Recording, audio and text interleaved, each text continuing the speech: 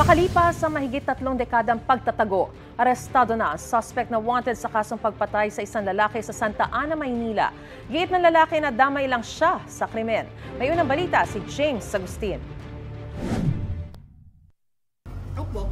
Isinilbi ng pulisya ang warrant of arrest sa 52 anyos sa lalaking construction worker na wanted sa kasong murder.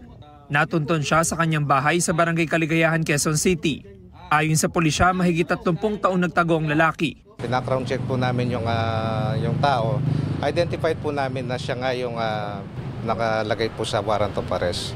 Nagtago po siya sa may Biliran, Leyte. And nung later years, nandito lang po siya sa Barangay Caligayahan, dito po sa Quezon City. Nagpalit lang po siya ng mga alias na ginagamit.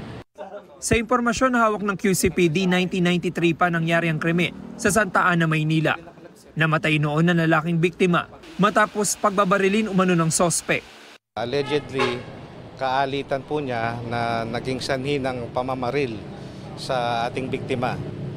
At lumabas po yung warrant year 1998. Ikalawa sa most wanted persons list ng QCPD Station 16, ang lalaki. Itinanggi niya ang krimen. Hindi po talaga ako po ang gumawa nun. Nakaturayan po. Nagawit lang po ako, nadamay lang po ako. Kaya nga po ako hindi makapagtrabaho ng maayos dahil may po ako gano'n na sabi nila may kaso daw po. Pero kayo po yung nagtago ba?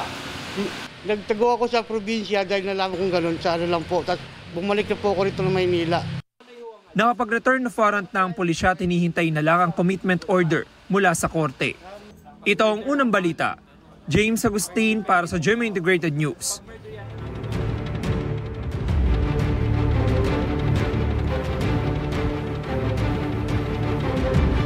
Gusto mo bang mauna sa mga balita?